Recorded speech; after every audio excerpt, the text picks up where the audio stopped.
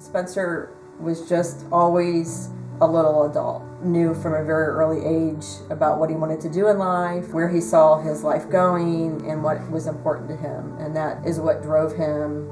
He was a great big brother to Ty and was always making sure that Ty was going down the right path. He just wanted to be everybody's friend, and he wanted to help everybody. He's got a really, really big heart. Spencer always cared about what other people thought, and anything he could do for that person, he would do it for him, and he hadn't changed. I mean, continues to do that. Spencer was salutatorian of his 2009 graduating class. Well, he always talked about being a professor, and I think that then kind of led to his interest in Teach for America and then teaching in Detroit.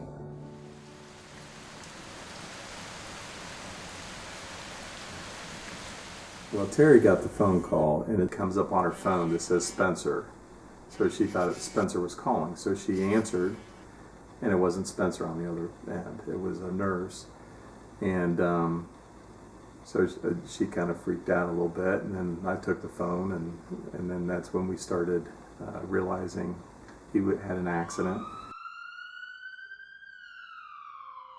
It just hits you.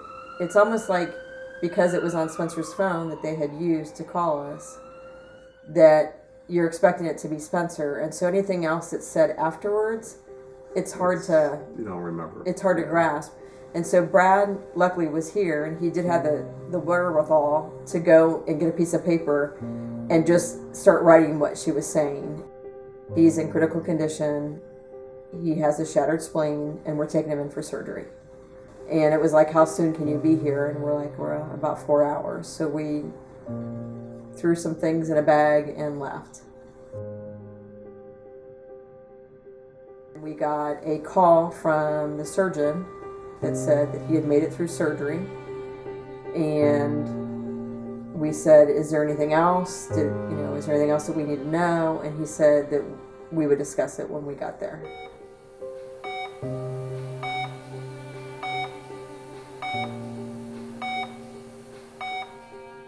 We did see him right away. He was unaware when we got there. And we found out that he had a lot of internal injuries we didn't know about beyond the spleen. He had a broken collarbone, broken ribs, a punctured lung. His pelvis was shattered. And everything on the left side, because of course that's where the hit came from. The accident happened around noon, and they had done a scan of his brain at the time when they first brought him in, and it didn't show anything, but they were believing that there was something there. They did a second scan around 7, and that scan showed that he had bleeds all over the brain.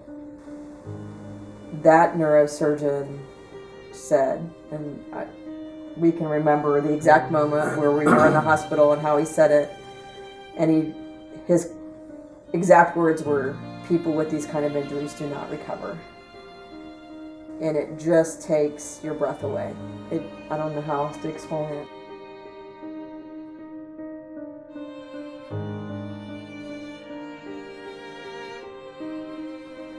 Well, even though the doctor said that, I kept saying, well, you wait, he's going to walk out of here. When we got the information about Spencer, that actually became the hardest part of it. How to convey it to Ty without being there to comfort Ty. Because Spencer needed us, but didn't need us in the way that Ty needed us. So we kind of hid it from him a little bit. We didn't want him to worry too much. He wanted to come up and be with them. Bad. Can you wave? He's going to rub Tyler's head.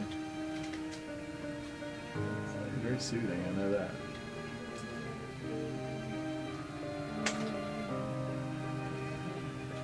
There was a time that he was like wanting to bite everything, and he still wasn't eating at that point. And so we had to keep things out of his mouth. We would sit on either side of his bed, and he would grab our hands, and he would just really hold them really tight. I was on his right side, and it was really painful. And I kept thinking, I can't complain about the pain because here's Spencer in this situation. And he started like trying to pull my hand up, and I would try to pull it back down because I knew he was going to try to bite it, and I just couldn't hold his hand down. And so finally I just let him do it, and he pulled my hand up really close to his lips and he kissed my hand. And it was like, that's Spencer. That's Spencer. That was Spencer. The doctors didn't know that that's the kind of relationship that Spencer and his mom had, but for me it was a moment of Spencer's in there, and I know that he's there. We were really lucky with Spencer in that once he started showing signs of recovery, we pressed to get him into a rehab facility that was for brain injury. The doctors in Detroit, they were like, we'll do whatever we can to make that happen for you.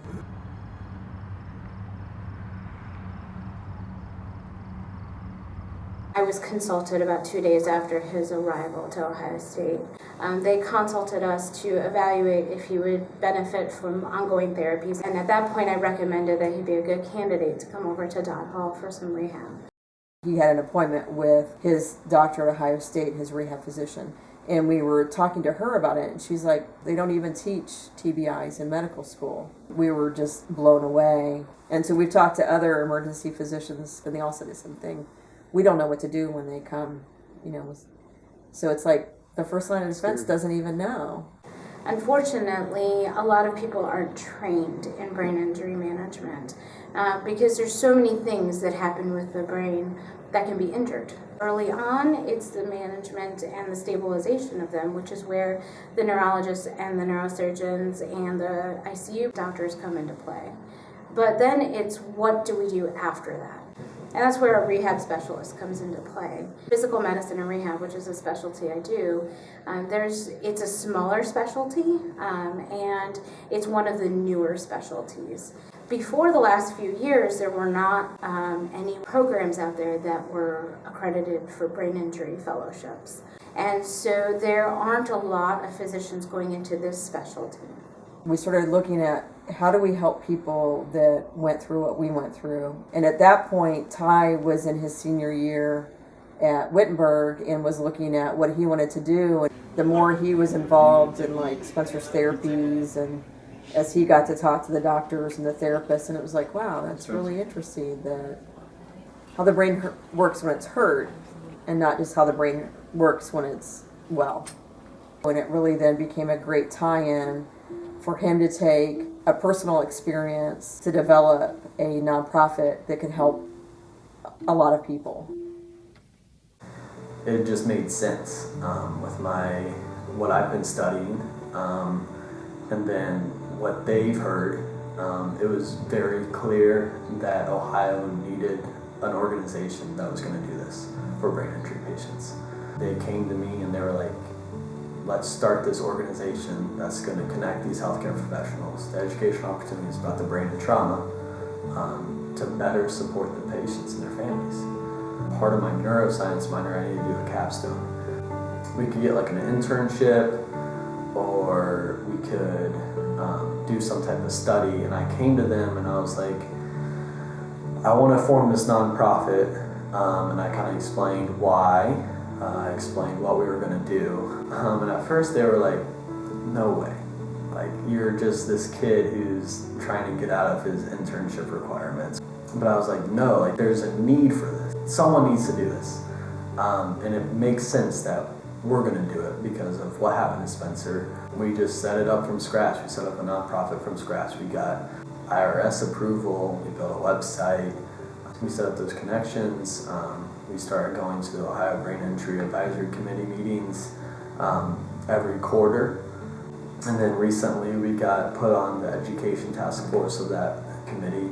We're trying to implement new programs into universities and colleges and get curriculum and get CEUs and CMEs and everything into that. We're kind of just trying to serve as that connection to bring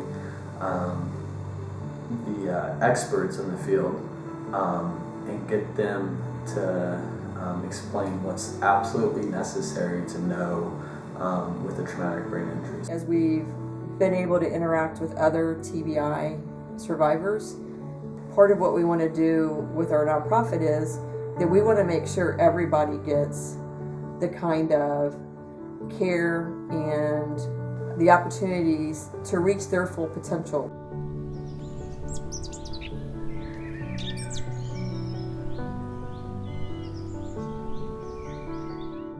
Doctors did not expect me to they were telling my parents to find a nursing home for me. That would be where I lived the rest of my life. The success of my recovery was based on that I was surrounded by people who demanded that doctors pay attention to my human side. And so we want to serve as a connection between patients and patients' families and the medical profession. The team at OSU, that made them very successful in my case, and then also many other cases. They wanted to get me back to what I was before the accident. And so that was the goal of my entire team at OSU. But then also really including my parents, people who knew me in that discussion. They didn't know me as a person before the TBI. That's the kind of thing that we want doctors to know. Those are important experiences to have on the road to recovery.